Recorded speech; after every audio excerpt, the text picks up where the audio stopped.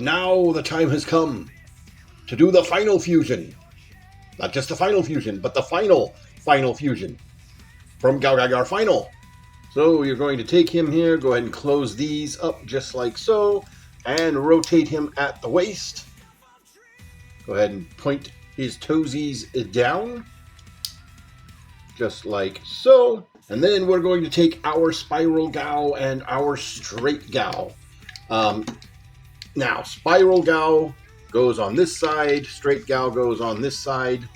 Remember, spiral has the spiral, straight Gao has the not spiral. So on these guys, you're going to actually come back here, and you want to tilt this in and then twist it this way at that second hinge. You actually have to do it like that because there's no clearance here to rotate it unless you do that little sort of step there like that. And then you can fold them back out just like so. Then we're going to rotate in the little front paw tank treads, just like that. And snap them down into place. Open up the toes, open up the heel toe. And open this up, just like so. And then you look here on his knees, he has these grooves going in right here on the sides. You're going to line those grooves up into these little thin rails right here where my finger is. It's kind of dark, so it's sort of hard to see there. So you just put that down in there and slide that in.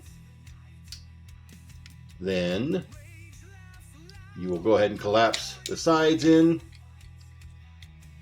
Fold these down and tab them in back here. Move this down just like that and tab that into place. And you do that for both sides. Then we'll pop off the shoulders, and these will fold around to the very back, just like so. And then we will take our little swimming boys here, and we'll just grab these pieces here and extend them all the way down until they snap into place. Then we'll fold the tails up. On this side, we're going to tilt the tail facing towards you, the opposite way of the screws. And then on this side, we'll just fold this all the way in until it lays flat. Then these are going to come in, and there's a little rail down here, a little groove, that these little T-shaped pieces here are going to slide into. And then there's also a little tab that's formed back here that opens up when you unfold all this. That's going to tab into the slot here. And then the two little pegs and holes there will sandwich together, locking these guys into position just like so. And then we'll go ahead and pull these pieces out just like so. Boom. Now we take Gadget Gal. Go ahead and plug that back in. We're going to pull this down here all the way out as far as it'll go. And we'll pull this headpiece out just like so. And then this whole thing will accordion out, and it'll snap into place right there. And then you can close this back up. You can sort of position this how you want to. Then we'll take these pieces here and untab this little armature and extend these down and out like so.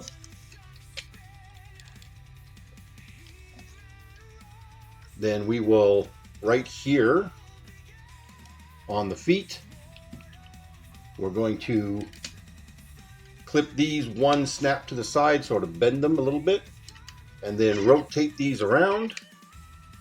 And then we'll move this out. This is on a double hit, little swivel here and a swivel here.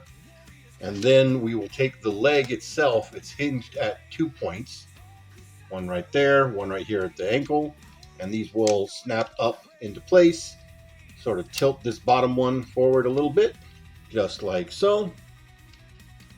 Then we'll come in here. And this part's where it gets a little tricky.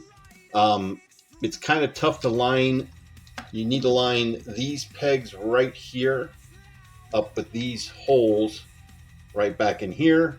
And they are a very tight fit. at least on my copy. It is very tight fit getting all of this in here. Woohoo! Got it.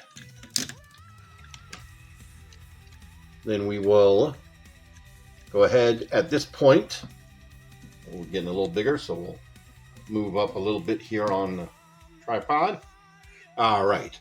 Now at this point, you want to take the fins here on the arm bros and push them down, and that will extend out the arms. And you rotate those this way.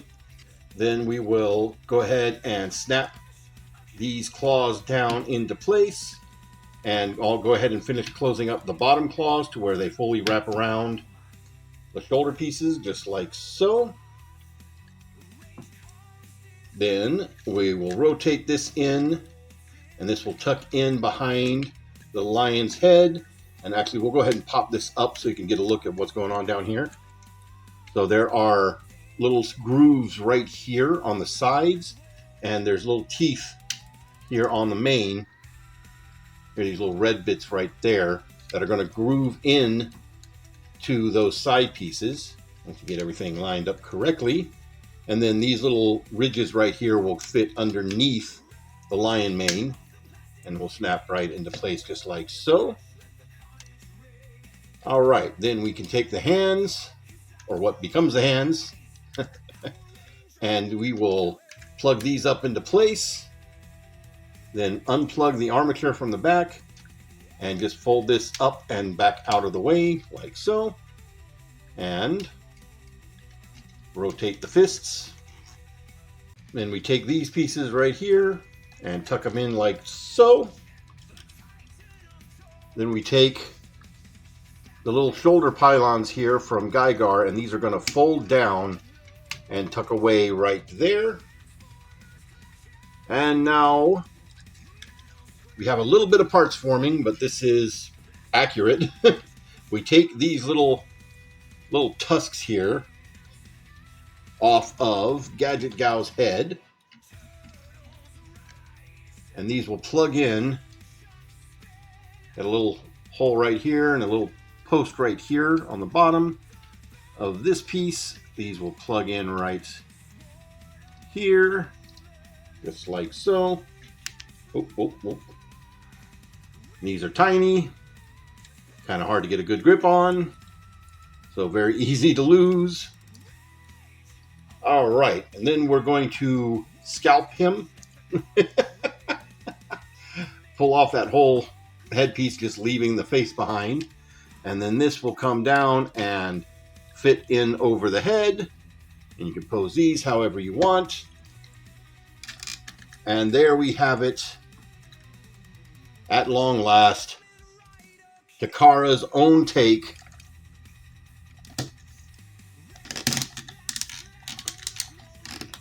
on Genesic GaoGaiGar.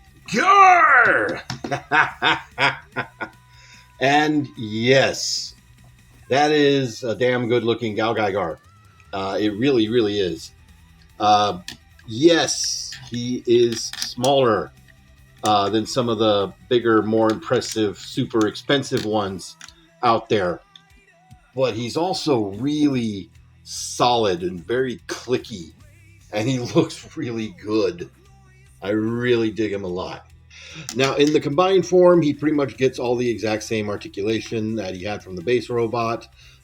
These, as I showed in the Gaigar's form, they get out of the way just fine. Doesn't hinder the hip articulation. You still have, free range there. You, of course, lose the double joint on the knees because, one joint's locked up in the leg. The feet, you have the toesies can go in and out and up and down. You don't get any kind of ankle tilt, but you can kind of sort of use those if you so choose. Of course, with all the junk back here, you really can't go too far back. And of course, you lose a little bit of range on the waist swivel. Now, of course, you have the new arms that are from Broken Gao and from Protect Gao here. These do have the same kind of articulation, swivel, bend. That popped off. Talk about that here in a second. Now you have the new hands These are, of course, on a rotation. And of course, these, if you have any modern Transformers, specifically like the new Studio Series Optimus and Megatron, you kind of already know how these hands work. They are the exact same design, where you have a double jointed and separate index finger and separate little I can't talk and separate other fingers right here. Of course, the way they pull this off is by making a much thicker, longer index finger. So it kind of it's a foot. It looks like a foot. It has the big toe and the little toes. He's just missing a pinky toe. He has feet hands. He has feet hands. And this is, I mean, it's the same thing with, do a comparison already. Here he is with Megatron. He's a little bit taller, as you can see. But yeah, I mean, it's the same thing. It's even more obvious on Megatron. It's a foot. And once you see it as a foot, you can't unsee it. It's a foot. They have feet hands. Have none of these problems when I'm just messing with this thing. And now that I'm here doing this, you see all these other toy reviewers saying, "Yep, this all happens when the camera's on." They're not wrong. They are absolutely not wrong. But anyway, there we go. There's a bolting driver. Come on. Yep. So since it just claps in with the post, it's not a super tight, secure connection. So it's a little wibbly wobbly. But hey, you can get him doing the standard, totally not copying Gurren Lagann's drilling to the heavens when he does the whole.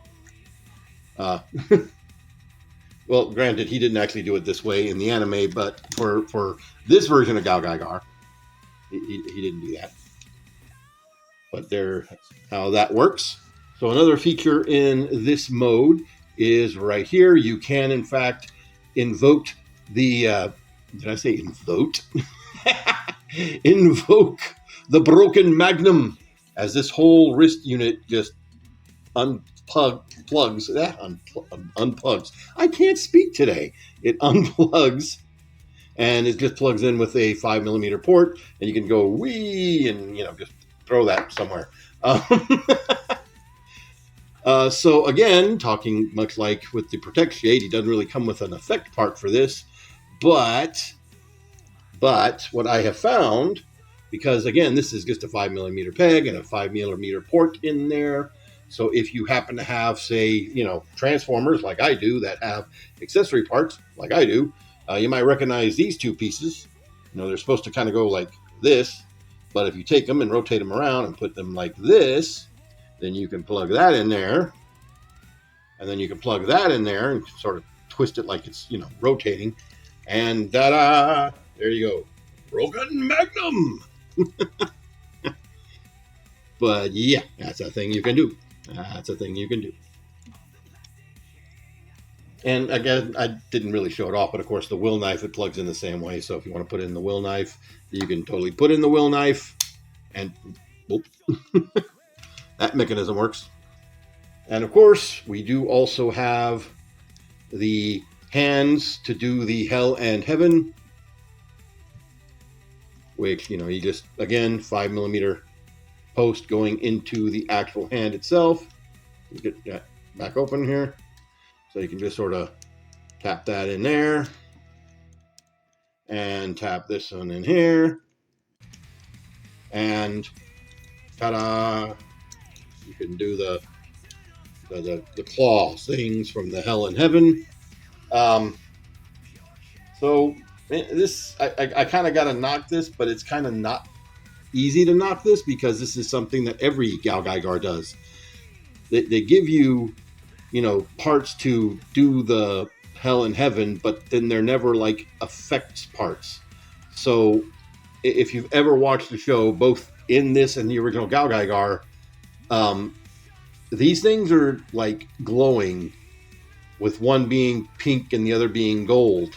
And, they could have like made alternate forearms and hands that were cast in like translucent pink and gold, or made them metallic colored in those colors to actually give you the full hell and heaven look, because, you know, he's glowing through the whole thing.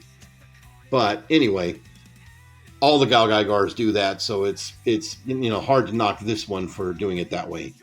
But he does have one other thing to go along with that. Oh, and I guess I should mention, you know, in the show, all of this and the hands are made from the head of Gadget Gal. And since this is on a ball joint, you could take it off if you wanted to do that. And you can kind of see how that's parts of his face right there on the wheel knife. But anyway, I really wouldn't recommend doing that, because when you start popping off ball joints and popping them back in, they loosen up over time.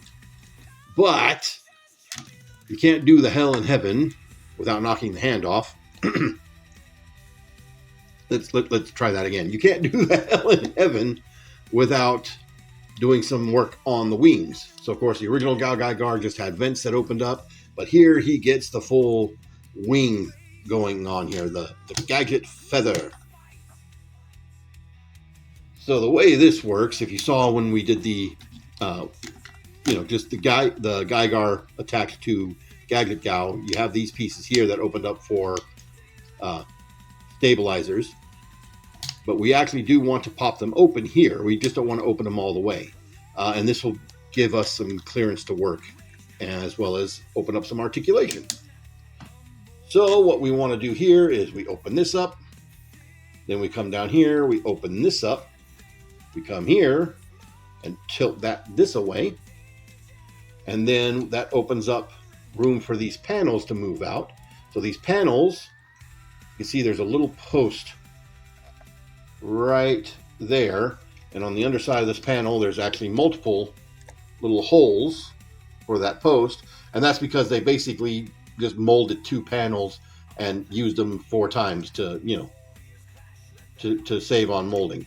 But anyway, you can see there is a peg hole right here on the very end. You're going to actually plug that peg hole into that peg. Just like so. And then this is just going to tilt all the way up until it hits that little lip right there. And then you can tilt this back.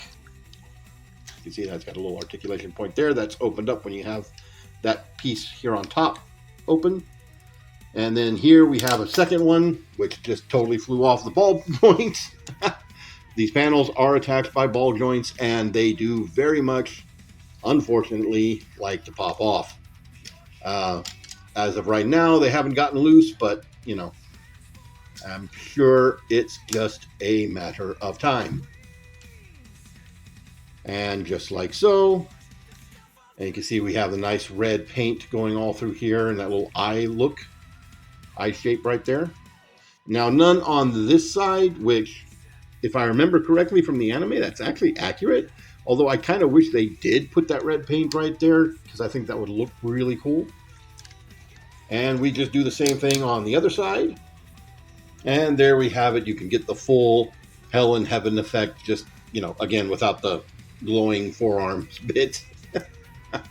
And that looks really, really cool. So yeah, despite the size, which I've harped on quite enough about that, but despite the size, and the build's a little bit bulky, bulkier than it really should be for GaoGaiGar anyway, it's still a very, very, very nice looking GaoGaiGar, and solid. Very, very solid. If I have one knock that I got to give overall to the robot mode, it really is that. This little bit right there. So he has a mane. He has a big flowing reddish orange mane, very similar to the main pilot's hairstyle. And that don't cut it. These little see-through plumes of fire here just don't cut it.